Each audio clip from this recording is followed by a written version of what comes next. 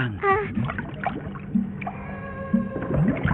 Ayah, ini tidak menakutkan. Pup, pup, pup.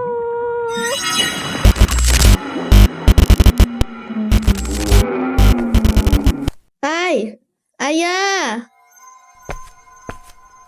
Mana sih nih anak? Kok gelap di sini? Ah! Wow.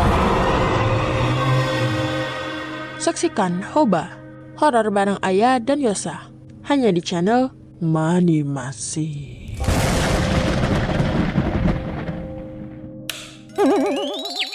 Yosa!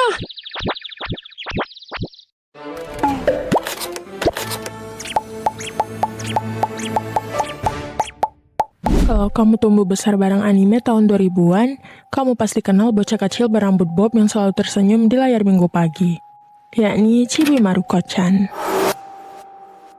Serial ini kelihatan sederhana, kehidupan sehari-hari gadis kecil bernama Maruko di kota Shimizu. Lucu, jujur, dan penuh tawa keluarga.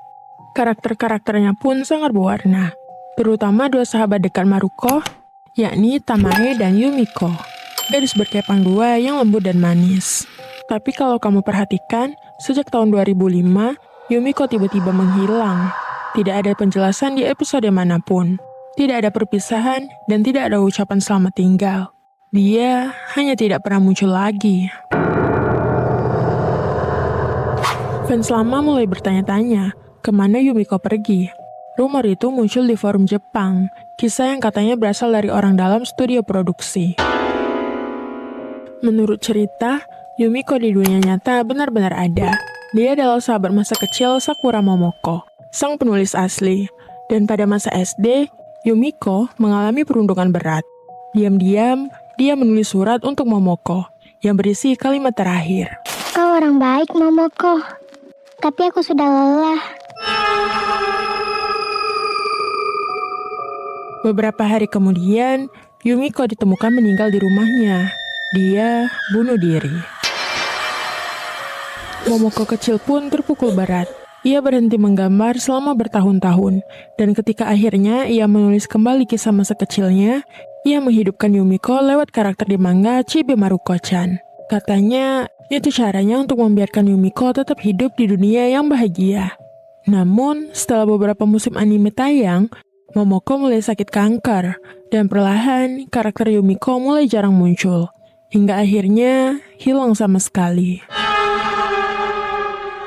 Seolah Momoko tahu waktunya sendiri sudah tidak lama, dan ia mengantar Yumiko pergi lebih dulu, dan kali ini dengan lembut.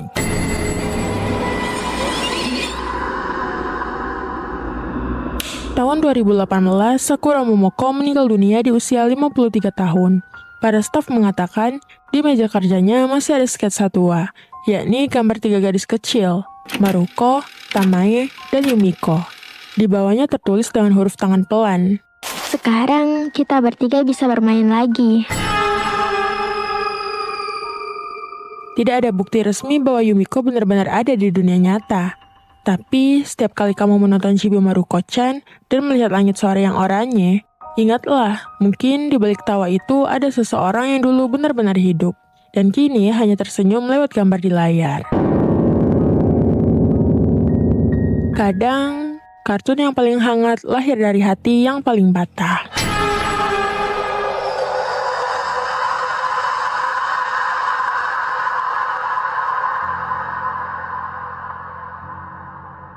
Aku capek tertawa sendirian. Layar kemudian berubah gelap dengan teks merah. Selamat tinggal jatuh. Hai, ayah. Mana sih nih anak? Kok gelap di sini? Ah! Wow! Saksikan Hoba, horor bareng Ayah dan Yosa, hanya di channel Manimasi.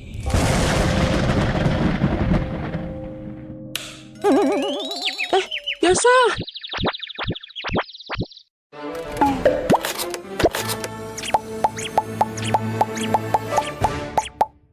Dia tertawa, dia ceria, dan selalu tersenyum. Tapi, kenapa Jadu nggak pernah bertambah umur? Hello Jadu pertama kali tayang di Korea pada tahun 2011.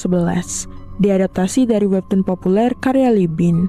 Ceritanya ringan, kehidupan sehari-hari gadis kecil bernama Choi Jadu yang lucu, cerewet, dan penuh semangat. Penonton anak-anak suka banget, karena Jadu mirip diri mereka sendiri. Polos, jujur, dan kadang nakal tapi baik hati. Tapi di antara tim produksi lama, ada satu hal yang gak pernah dijelaskan ke publik. Asal inspirasi Jadu bukan hanya imajinasi. Dia berdasarkan anak sungguhan dan kisahnya nggak sesederhana itu.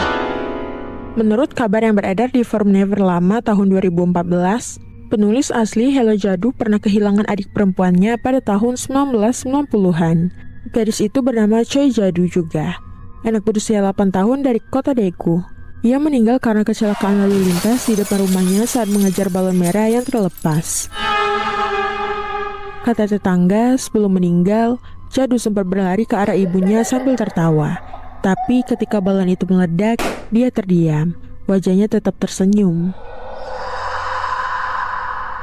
Bertahun-tahun kemudian, sang kakak yang jadi penulis komik mulai menggambar karakter Jadu. Tapi ada satu hal yang aneh. Setiap kali menggambar wajahnya, ia mengaku tidak bisa membuat Jadu menangis. Setiap garis air mata yang ia buat, tinta di kertasnya selalu mengering dengan sendirinya. Dalam salah satu wawancara tua di majalah Korea, sang penulis pernah berkata pelan, Aku menciptakan Jadu agar dia bisa tertawa selamanya. Karena di dunia nyata, aku nggak sempat melihat dia menangis terakhir kalinya. Versi gelap dari penggemar menyebut ada salah satu episode Jadu yang tidak pernah tayang di TV. Episode ke-13 musim pertama versi produksi awal. Filenya disebut Jadu Eikum atau Mimpi Jadu. Dalam episode itu, Jadu terbangun di rumah kosong, mencari ibunya yang hilang. Dia memanggil satu persatu karakter lain, tapi nggak ada yang menjawab. Hanya suara balon meletus pelan, berulang-ulang. Di menit ke-7, kamera menyorot cermin di kamar Jadu. Dan dia ada di dalam pantulan. Dia terlihat lebih tua sekitar 20 tahunan. Jadu di cermin itu menangis dan berkata, Aku capek tertawa sendirian. Layar kemudian berubah gelap dengan teks merah. Selamat tinggal Jadu. Setelah episode itu bocor di komunitas internal KBS, server studio sempat crash dan beberapa file animasi pun hilang. Beberapa animator mengaku mimpi buruk berhari-hari, melihat Jadu memanggil mereka dari layar monitor. Salah satu editor bahkan berhenti bekerja dan menulis di blog pribadinya. Dia tidak ingin tumbuh dewasa, karena waktunya berhenti di hari itu. Dalam setiap episode resmi Hello Jadu, ada satu detail kecil yang fans sering abaikan, yakni balon merah. Kadang muncul di latar belakang tanpa konteks, di taman, di toko, atau di langit rumah Jadu. Banyak yang percaya itu simbol roh Jadu kecil yang masih mengikuti kakaknya, menolak untuk pergi. Hello Jadu kini dianggap salah satu kartun nostalgia Korea yang paling hangat. Tapi bagi sebagian orang yang tahu kisah aslinya, tawa Jadu bukan sekadar keceriaan, melainkan cara roh seorang gadis kecil agar tetap hidup di antara tawa anak-anak yang lain.